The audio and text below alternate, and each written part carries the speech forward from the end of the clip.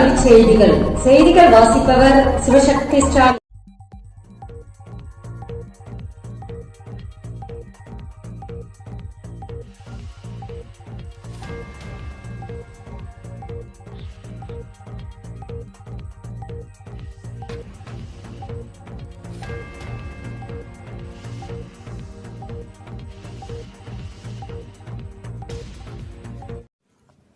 பள்ளிகளில் நடக்கப்போகும் முக்கிய மாற்றம். பள்ளிகளில் மாநில கல்விக் கொள்கையின்படி உருவாக்கப்பட்ட 1 முதல் 5ஆம் வகுப்பு வரையிலான பாடத்திட்டம் இன்று இணையத்தில் வெளியாகியுள்ளது.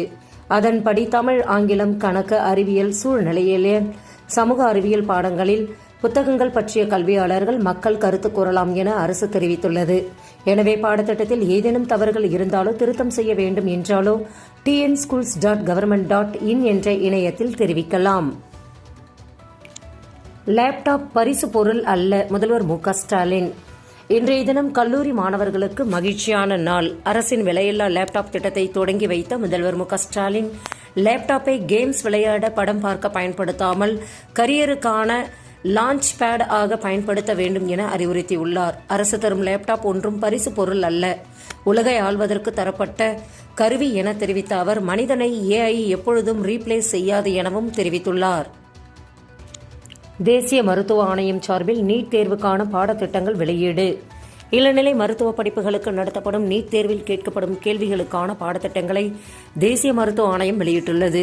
நாடு முழுவதும் அரசு மற்றும் தனியார் மருத்துவக் கல்லூரிகளின் MBBS, BDS படிப்புகள், சித்தா, ஆயுர்வேதா, யுனானி, ஹோமியோபதி படிப்புகள் மற்றும் கால்நடை மருத்துவ படிப்பின் அகில இந்திய ஒதுக்கீட்டு இடங்கள் நீட் தேர்வில் தகுதி பெற்றவர்களை கொண்டு நிரப்பப்படுகிறது.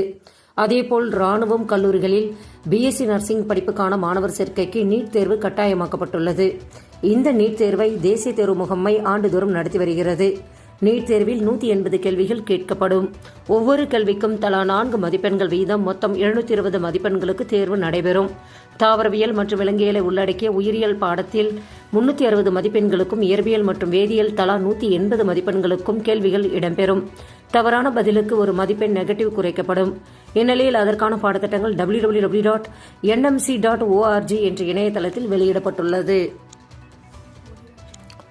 NMMS கல்வித்தொகை பெறுவதற்கு ஹால் டிக்கெட் வெளியீடு.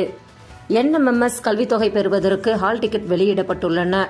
மத்திய அரசின் தேசிய வருவாய் வழி மற்றும் திறன் படிப்பு உதவித்தொகை திட்டத்தின் கீழ் அரசு உதவி பெறும் பள்ளிகளில் 8ஆம் வகுப்பு பயிலும் மாணவர்களுக்கு கல்வி உதவித்தொகை அளிக்கப்பட்டு வருகிறது. இதற்கான ஆண்டுதோறும் மாணவர்களுக்கான NMMS தேர்வு நடத்தப்படும். இந்த தேர்வின் மூலம் தமிழகத்தில் 6695 பேர் உட்பட நாடு முழுவதும் 1,00,000 மாணவர்கள் தேர்வு செய்யப்படுவர். அவர்களுக்கு 9ஆம் வகுப்பு முதல் 12ஆம் வகுப்பு முடிக்கும் வரை மாதம் ரூபாய் 1000 உதவித்தொகை வழங்கப்படும். நடப்பு கல்வியாண்டுக்கான NMMS தேர்வு ஜனவரி 10ஆம் தேதி நடத்தப்பட உள்ளது. இதற்கான இணையதள விண்ணப்ப பதிவு கடந்த டிசம்பரில் நடைபெற்றது. இதற்கான தேர்வு ஹால் டிக்கெட் தற்போது வெளியிடப்பட்டுள்ளன. மேல விவரங்களுக்கு www.dg.tn.government.in என்ற இணையதளத்தை பார்க்கலாம்.